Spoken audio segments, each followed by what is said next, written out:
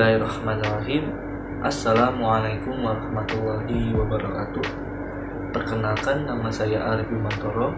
Saya di sini selaku moderator kelompok 3. Sebelum presentasi dimulai, izinkanlah kelompok saya untuk memperkenalkan diri.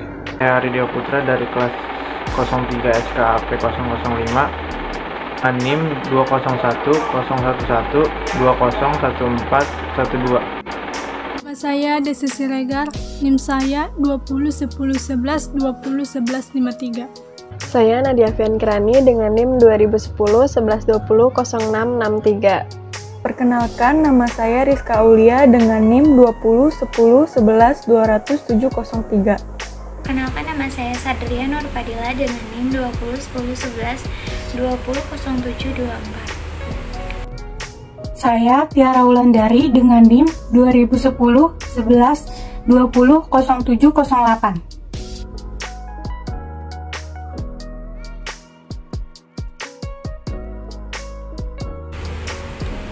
Di sini, saya akan menjelaskan tentang pengertian dari siklus produksi. Apa yang dimaksud dengan siklus produksi? Siklus produksi adalah serangkaian aktivitas bisnis dan kegiatan pengolahan data yang berkaitan dengan proses pembuatan suatu produk dan terjadi secara terus-menerus. Keberadaan sistem informasi akuntansi sangat penting dalam siklus produksi, karena dengan sistem informasi akuntansi membantu menghasilkan informasi biaya yang tepat dan waktu kerja yang jelas. Di sini saya ingin menjelaskan dengan tujuan siklus produksi. Tujuan dari siklus produksi adalah mengotorisasi semua produksi dan memperoleh aktiva tetap dengan baik, menjaga persediaan barang dalam proses dan aktiva tetap, mencatat siklus produksi yang valid dan sah, mencatat siklus produksi secara akurat dan melakukan setiap aktivitas siklus produksi secara efisien dan efektif. Selanjutnya ada aktivitas dasar dalam siklus produksi. Yang pertama ada desain produk. Aktivitas ini bertujuan membentuk atau merancang sebuah produk sesuai dengan pesanan dan memenuhi permintaan. Dalam hal kualitas, ketahanan fungsi produk dapat meminimalkan biaya produksi. Yang kedua ada perencanaan dan penjadwalan. Tujuan dari langkah ini adalah mengembangkan rencana produksi yang cukup efisien untuk memenuhi pesanan yang ada dan mengantisipasi permintaan jangka pendek tanpa menimbulkan kelebihan persediaan barang jadi. Yang ketiga, operasi produksi, merupakan produksi aktual produk. Cara aktivitas ini dicapai sangat berbeda di berbagai perusahaan. Perbedaan tersebut berdasarkan jenis produk yang diproduksi dan tingkat otomatisasi yang digunakan dalam proses produksi. Dan yang keempat ada akuntansi biaya. Sistem informasi akuntansi biaya berfungsi berdasarkan klasifikasi, mengumpulkan biaya, kemudian membebankan biaya tersebut ke produk tertentu dari unit departemen terkait. Latar belakang perusahaan. PT Sepatu Mas Idaman atau yang sering disebut sebagai Semasi adalah salah satu pemain di industri sepatu yang sudah cukup dikenal. PT Sepatu Mas Idaman didirikan pada tanggal 4 Juli 1986 dan melaksanakan berbagai kegiatan usaha industri sepatunya dengan lokasi pabrik terletak di Jalan Sukaraja, Desa Pasir Laja, Kecamatan Sukaraja, Kabupaten Bogor. Perusahaan ini bergerak di bidang manufaktur atau industri, di mana mereka melakukan pembelian bahan baku terlebih dahulu, kemudian melakukan proses produksi sehingga menghasilkan barang jadi yang disimpan di gudang dan siap untuk dijual. Saya akan mempresentasikan itu tentang flowchart. Nah, terkait flowchart atau siklus produksi pada PT Sepatu Mas Idaman dapat dilihat di sini ada 4 bagian. Yang pertama yaitu ada bagian produksi, yang kedua itu ada bagian gudang, yang ketiga itu ada bagian akuntansi, yang keempat itu ada bagian manajer. Nah, dimulai dengan simbol star pada bagian produksi. Bagian produksi akan membuat surat permintaan bahan baku menggunakan simbol proses. Nah, setelah itu akan menghasilkan dokumen berupa surat permintaan bahan baku yang terdiri dari 2 rangkap. Nah, dokumen ini akan diberikan kepada bagian gudang, yang dimana di bagian gudang akan diberikan lagi ke bagian akuntansi. Kemudian, bagian gudang akan membuat surat pengeluaran bahan baku kepada bagian produksi, disertai dengan pengiriman bahan bakunya. Setelah didapat bahan bakunya, maka bagian produksi akan melakukan proses produksi. Nah, dapat dilihat dengan simbol operasi manual. Oke, slide selanjutnya itu setelah melakukan proses produksi di bagian produksi akan membuat laporan keuangan yang terdiri dari kartu jam kerja dan kartu harga pokok produksi, yang dimana masing-masing dibuat 2 rangkap untuk diberikan kepada bagian akuntansi dan arsip. Beralih ke bagian gudang. Nah, di bagian gudang menerima surat permintaan bahan baku dari bagian produksi. Nah, bagian produksi ke bagian gudang akan melakukan pengecekan terkait dengan persediaan bahan baku tersebut. Setelah melakukan pengecekan, bagian gudang akan mengirim bahan baku yang akan membuat surat pengeluaran bahan baku yang terdiri dari 2 rangkap untuk bagian akuntansi dan arsip serta konfirmasi ke bagian produksinya. Selanjutnya, bagian akuntansi menerima dokumen surat pengeluaran bahan baku, kartu jam kerja, dan kartu harga pokok. Nah, bagian akuntansi akan melakukan perhitungan terkait dengan biaya produksi per unit. Setelah itu, membuat laporan harga pokok produksi dan dokumen asli harga jual per unit. Nah, setelah itu akan diberikan ke manajer dan menyimpan salinannya ke arsip. Kemudian kita lanjut ke bagian manajer. Nah, di bagian manajer ini menerima dokumen laporan harga pokok produksi dari bagian akuntansi.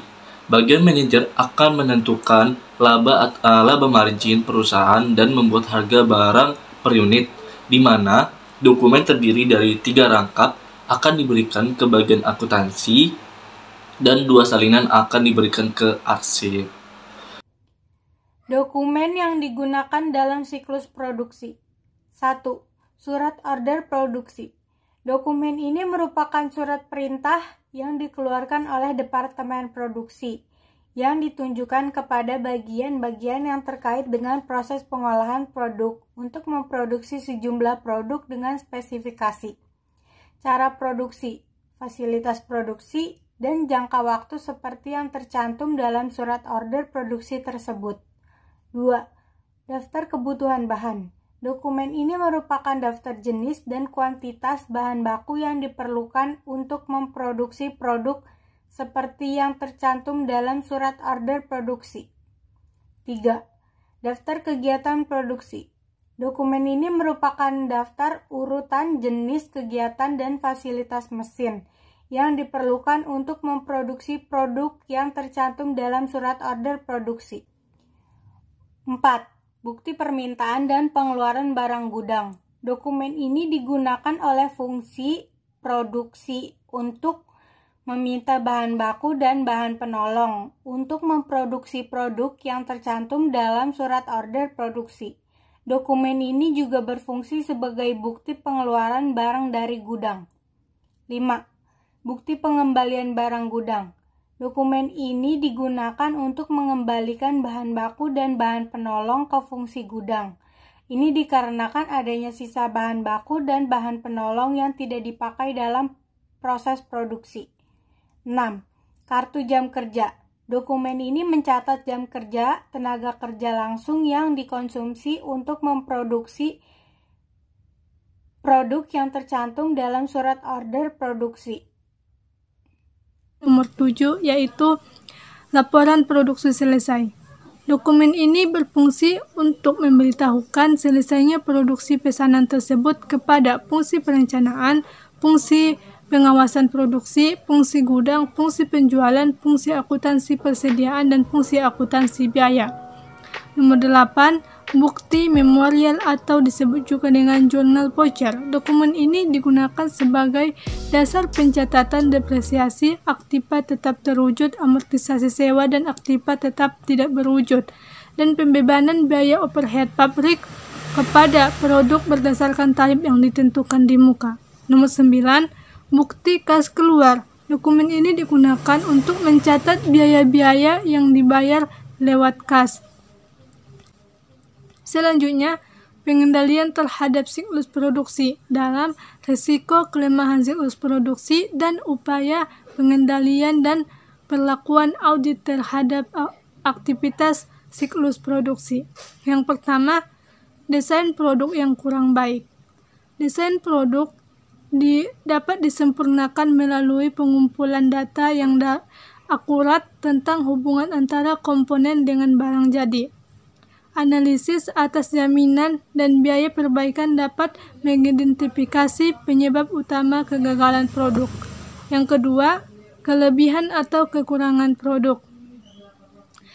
Perencanaan produksi yang akurat dapat mencegah risiko-risiko kelebihan dan kekurangan dalam produksi. Dibutuhkan produksi penjualan yang akurat, disertai dengan data persetujuan dan amortisasi yang memadai. Atas pengendalian memproduksi produk adalah pengendalian lainnya untuk mencegah risiko ini. Selanjutnya, risiko kelemahan siklus produksi yang ketiga adalah pencurian dan perusakan persediaan dan aktiva tetap. Upaya pengendalian dan perlakuan auditnya adalah akses fisik harus dibatasi dan setiap perpindahan produk harus didokumentasikan. Harus ada pengendalian akses yang baik dan uji kesesuaian untuk memastikan bahwa hanya personel yang berhak sajalah yang memiliki akses secara langsung.